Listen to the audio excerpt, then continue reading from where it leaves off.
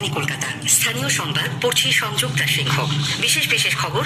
দ্বিতীয় দফার লোকসভা ভোটের আগে আজ শেষ রবিবার প্রচার ছিল তুঙ্গে। প্রবীণ বিজেপি নেতা প্রতিরক্ষা মন্ত্রী রাজনাথ সিং এবং তৃণমূল কংগ্রেস প্রধান মুখ্যমন্ত্রী মমতা ব্যানার্জি ও দলের সাধারণ সম্পাদক অভিষেক ব্যানার্জির মধ্যে সিএএ নিয়ে চলে চাপানোতর। দার্জিলিংয়ে খারাপ আবহাওয়ার জন্য অমিত শাহর হেলিকপ্টার নামতে পারেনি, তবে তার বার্তা জনসমক্ষে বাজিয়ে শোনানো হয়। এবারের লোকসভা নির্বাচনে বাম কংগ্রেস আসন সমঝোতা সম্পূর্ণ হয়েছে বলে বামফ্রন্ট চেয়ারম্যান বিমান বসু ও প্রদেশ কংগ্রেস সভাপতি অধীর রঞ্জন চৌধুরী জানিয়েছেন। মুখ্যমন্ত্রী সম্পর্কে অবমাননাকর মন্তব্যের অভিযোগে গড়িয়াহাট থানায় বিজেপির আইটি সেলের প্রধান অমিত মালব্যর বিরুদ্ধে এফআইআর দায়ের করেছেন মন্ত্রী চন্দ্রিমা ভট্টাচার্য। দক্ষিণবঙ্গে আগামী বৃহস্পতিবার পর্যন্ত তাপপ্রবাহ চলবে বলে জানিয়েছে আবহাওয়া দপ্তর। ইডেনে আজ আইপিএল এর উত্তেজনাপূর্ণ ম্যাচে Kolkata Knight Riders Royal Challengers বেঙ্গালুরুকে 1 রানে হারিয়ে দিয়েছে। আসছি বিস্তারিত খবরে। দ্বিতীয় দফার লোকসভা ভোটের আগে আজ শেষ রবিবার প্রচার ছিল তুঙ্গে। এই দফায় 26 এপ্রিল ভোট নেওয়া হবে এ রাজ্যের দার্জিলিং, রায়গঞ্জ ও বালুরঘাট আসনে। তৃতীয় দফায় 7ই মে ভোট গ্রহণ মালদা উত্তর ও দক্ষিণ, মুর্শিদাবাদ এবং জঙ্গিপুরে। প্রবীণ বিজেপি নেতা প্রতিরক্ষা মন্ত্রী রাজনাথ সিং আজ মুর্শিদাবাদের জলঙ্গির নরসিংহপুরের জনসভায় সন্দেশখালী থেকে দুর্নীতি, বিভিন্ন ইস্যুতে তৃণমূল কংগ্রেস নেত্রী মুখ্যমন্ত্রী মমতা ব্যানার্জিকে আক্রমণে নিশানা করেন। তিনি বলেন, দিদির পাপের ঘড়া পূর্ণ হয়েছে। নামে মমতা থাকলেও রাজ্যের মানুষের প্রতি তার কোনো মমতা নেই বলে মন্তব্য করেন তিনি। নাগরিকত্বের প্রশ্নে মুখ্যমন্ত্রী পরিযায়ী শ্রমিকদের মধ্যে আতঙ্কের সৃষ্টি করছেন বলে অভিযোগ করেন রাজনাথ সিং। ममता दी आप कहती हैं कि हम नागरिकता के कानून को पश्चिम बंगाल में लागू नहीं करेंगे। ममता दी मैं कहना चाहता हूं, अब आप जा रहे हैं। भारतीय जनता पार्टी पश्चिम बंगाल में आ रही है। नागरिकता का कानून हम लागू करके रहेंगे। জলঙ্গি থেকে প্রতিরক্ষা মন্ত্রী যান মালদা উত্তর লোকসভা কেন্দ্রের অধীন বামনগোলা ব্লকের নালাগোলার জিতু ময়দানে। এখানেও পশ্চিমবঙ্গের আইন শৃঙ্খলা পরিস্থিতি, মহিলাদের উপর নির্যাতন এবং দুর্নীতির প্রশ্নে তিনি সরব হন। শ্রী সিং বলেন, বাংলায় যে কোনো দুর্নীতির তদন্তে বা কাউকে গ্রেপ্তার করতে গেলে ইডি, সিবিআই এর উপর হামলা হচ্ছে। চরম দুর্নীতি হচ্ছে গরিব মানুষের 100 দিনের কাজ, আবাস যোজনার টাকা নিয়ে। অন্যদিকে দক্ষিণ দিনাজপুরের কুমারগ্রাম ও বালুরঘাটের জনসভায় তৃণমূল কংগ্রেস প্রধান মুখ্যমন্ত্রী মমতা ব্যানার্জি বিজেপির কড়া সমালোচনা করে বলেন, এ রাজ্যে সিএএ এবং এনআরসি তিনি কখনোই হতে দেবেন না। এনআরসি হবে না, বিজেপি বলছে করতে হবে, আমরা বলছি হবে না। কে এত পড়ে দেখলো সবাইকে বললো অ্যাপ্লাই করতে? ইলেকশনের মধ্যে কেউ অ্যাপ্লাই করেছে? দরখাস্ত করলেই বিদেশি হয়ে গেল। মানে আপনার আধার কার্ড বন্ধ, আপনার প্যান কার্ড বন্ধ, আপনার সব কিছু বন্ধ, আপনার সব অধিকার কেড়ে নেবে। কেউ ভুলেও একা করবেন না। আরেকটা করেছে ম্যানিফেস্টোয়ে, ইউনিফর্ম সিভিল কোড করবে, মানে কোনো ধর্মের কোনো অস্তিত্ব থাকবে না।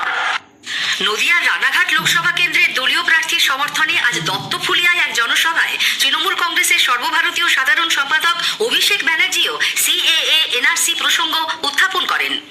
বিজেপি অনেক জায়গায় বলছে সিএএ নাগরিকত্ব দেবার আইন, কেড়ে নেবার আইন নয়।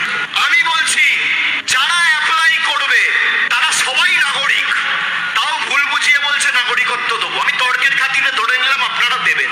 7 দিনের মধ্যে নাগরিকত্ব দিন।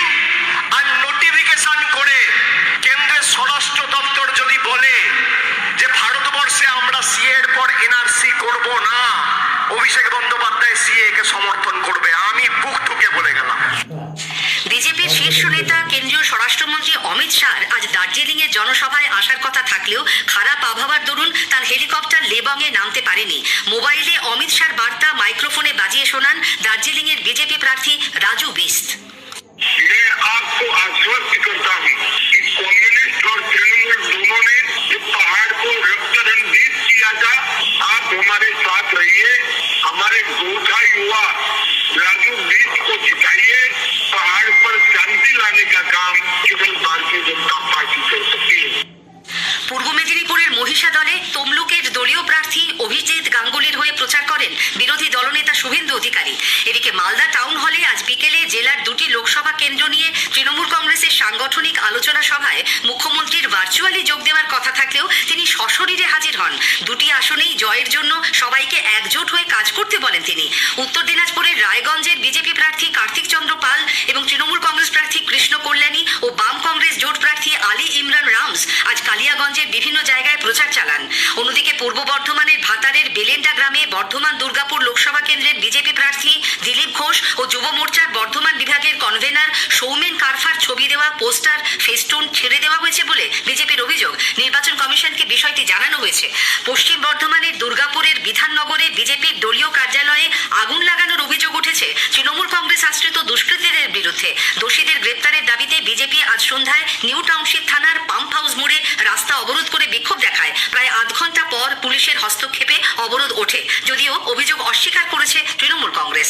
স্থানীয় সংবাদ শুনছেন আকাশবাণী কলকাতা কেন্দ্র থেকে। এখন বিজ্ঞাপন।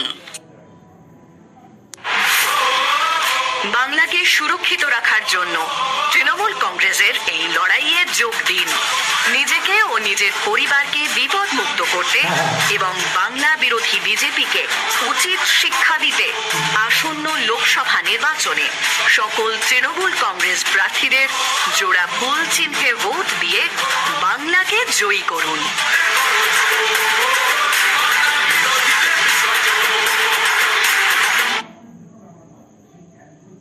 ফিরে আসছি স্থানীয় সংবাদে। বাম কংগ্রেস আসন সমঝোতায় 2016 ও 21-এর নির্বাচনে বামেদের ভোট কংগ্রেসের দিকে গেলেও কংগ্রেসের ভোট বামেদের দিকে আসেনি বলে রাজনৈতিক বিশ্লেষণে উঠে এসেছিল। আজ এক যৌথ সাংবাদিক বৈঠকে এবারের লোকসভা নির্বাচনে দুদলের আসন সমঝোতার সম্ভাব্য ফল নিয়ে প্রশ্নের জবাবে বামফ্রন্ট চেয়ারম্যান বিমান বসু বলেছেন, আগে হয়নি বলে এবারেও হবে না এটা মনে করার কোনো কারণ নেই। বাম কংগ্রেস যৌথ সভা মিছিল হচ্ছে এবং হবেও। তিনি নিজেও যৌথ প্রচারে অংশ নিয়েছেন বলে জানান বিমানবাবু। জাতীয় কংগ্রেস এবং বামফ্রন্টের বোঝাপড়া হয়েছে, সিট অ্যাডজাস্টমেন্ট হয়েছে এবং প্রথম পর্ব থেকে একেবারে সপ্তম পর্ব পর্যন্ত নির্বাচনী বোঝাপড়ার ভিত্তিতেই বামফ্রন্টের সঠিক দল এবং জাতীয় কংগ্রেসের যৌথ সভা, যৌথ মিছিল ইত্যাদি পরিচালিত হচ্ছে, আরো হবে। প্রদেশ কংগ্রেস সভাপতি অধীর রঞ্জন চৌধুরীও বলেন, বামেদের সঙ্গে সমঝোতা করেই কংগ্রেস লোকসভা নির্বাচনে লড়ছে। তৃণমূলের নেতারা খুব গর্ব করে কৃতজ্ঞতা বলছে, কেমন করে পঞ্চায়েত ভোট হয়েছে, পৌর ভোট হয়েছে, কেমন করে লোকসভা ভোট হবে।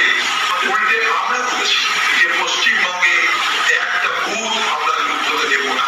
বাম এবং কংগ্রেস, কংগ্রেস এবং বাম উভয় যে প্রার্থী তাদেরকে যাতে বাংলার মানুষ আশীর্বাদ করে, দোয়া করে, দয়া করে, সমর্থন করে, তার জন্য আমরা মানুষের কাছে আমাদের আনুগত্য রাখছি। এদিকে পুরুলিয়া লোকসভা আসনে প্রার্থীর নাম ঘোষণা করেছে শিবসেনা। পেশায় শিক্ষক গৌরীশ রায়কে প্রার্থী করার কথা আজ সাংবাদিক সম্মেলন করে জানান দলের রাজ্য সভাপতি চন্দ্রশেখর ঝা।